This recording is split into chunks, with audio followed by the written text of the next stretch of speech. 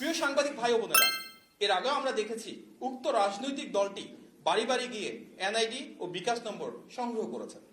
এসব ঘটনার কারণে জাল ভোটের আশঙ্কা উড়িয়ে দেওয়ার কোনো সুযোগ নেই। এমনকি অতিরিক্ত ব্যালট ছাপানোর প্রস্তুতির তথ্য আমরা পেয়েছি। এ বিষয়েও আমরা সবার সদয় কামনা করছি যেন সচেতন থাকেন। আমরা দেখলাম রাজধানীর পুরাতন ঢাকার সূত্রাপুরে সেই দলেরই একজন নেতার বাড়িতে অভিযান চালিয়ে ক্রিকেট খেলার 152টি স্ট্যাম্প উদ্ধার করেছেন আইন শৃঙ্খলা বাহিনীর সদস্যরা। তাহলে কি তারা নির্বাচনের সময় দেশব্যাপী সহিংসতার কোনো প্রস্তুতি নিচ্ছে?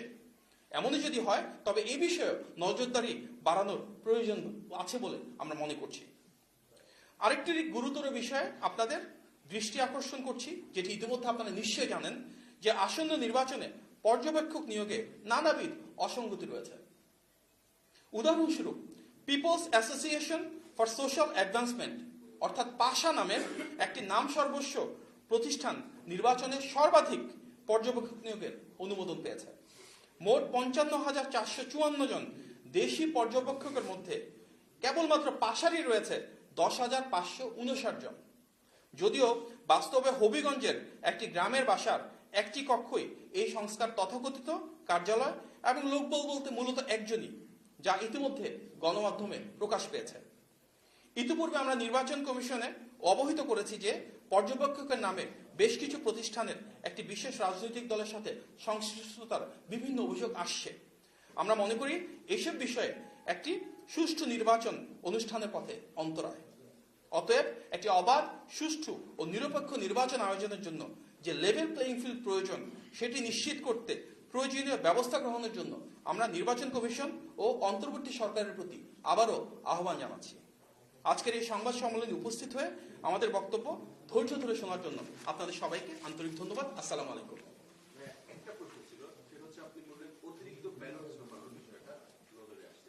কেউ যদি গোপনে অতিরিক্ত ব্যালট পকেটে 12-10টা আমি যদি নিয়ে গিয়ে যদি ব্যালট দিয়ে দিই, সেক্ষেত্রে আপনাদের করণীয় কি? আমার পকেট চেকিং এর কি কারণ? এই বিষয়ে তো আমরা ইসিকে বলছি যেন নির্বাচন কমিশন বিধিমালা অনুযায়ী আরো শক্তিশালী অবস্থান গ্রহণ করেন এবং ভোটটা যখন রাখা হবে বক্সে সেটা যেন একটা স্বচ্ছ প্রক্রিয়ার ভিতরে হয়। যারা পোলিং এজেন্ট রয়েছেন ওনারা যেন সবাই দেখতে পারেন কিভাবে সেটা রাখা হচ্ছে এবং তারপর সেই পোলিং সেখানে ব্যালট রাখার পরে বক্সটা যখন পরিবহন করা হবে কোথা থেকে কোথায় যাচ্ছে এভরি পয়েন্টে যেন ট্রান্সপারেন্সি থাকে, আরো স্বচ্ছতা থাকে, সেটা আমাদেরকে নিশ্চিত করতে হবে। অতিরিক্ত ছাপানো এটা কি নির্বাচন কমিশন ছাপাচ্ছে? আপনাদের কমপ্লেইন কি? অন্যরা না, নির্বাচন কমিশন ছাপাচ্ছে না, অন্যান্য ছাপাচ্ছে বলে তো আমরা সোশ্যাল মিডিয়াতে দেখছি, মূলধারা গণমাধ্যমে আসছে। কারা ছাপাচ্ছে? কারা ছাপাচ্ছে এটা তোমরা সবাই জানি, নির্দিষ্ট রাজনৈতিক দল যারা করছেন। আমাদের মূল উদ্দেশ্য কি? নির্বাচনটা যেন লেভেল প্লেইং ফিল্ড থাকে, নির্বাচনটা যেন অবাধ, সুষ্ঠু এবং গ্রহণযোগ্য হয়। সুতরাং প্রতিটি দায়িত্বশীল রাজনৈতিক দলকে আমরা আহ্বান জানাবো যেন সবাই যার যার জায়গা থেকে কাজ করেন। আচ্ছা, আজকে তো 7 তারিখ, নির্বাচনের বাকি আর মাত্র কয়েকদিন। এই 7 তারিখে এসে আপনারা বলছেন লেভেল প্লেইং ফিল্ড তৈরির জন্য আহ্বান জানাচ্ছেন নির্বাচন কমিশনকে। তাহলে কি লেভেল প্লেইং ফিল্ডটা এই মুহূর্তে নেই? আমাদের সবসময় তো প্রত্যাশা শতভাগ লেভেল প্লেইং ফিল্ড। দেখুন, আমরা পোস্টাল ব্যালটের ক্ষেত্রে দেখেছি যে সেখানে আমাদের ধানের শীষের যে প্রতীক সেটা কিন্তু সহজে দৃশ্যমান ছিল না। আমাদের প্রতিদ্বন্দ্বী রাজনৈতিক দলগুলো সেটা আরো বেশি দৃশ্যমান ছিল। সুতরাং শতভাগ লেভেল প্লেইং ফিল্ড বলতে আমরা যেটা বুঝি সেখানে প্রত্যেকে সমানভাবে ইকুয়ালিটি পাবে, ফেয়ারনেস পাবে, সেটা ইনশিওর করার জন্য আমাদের আগামী 5 দিনে সবাইকে উদ্যোগ নিয়ে সমন্বিতভাবে কাজ করতে হবে।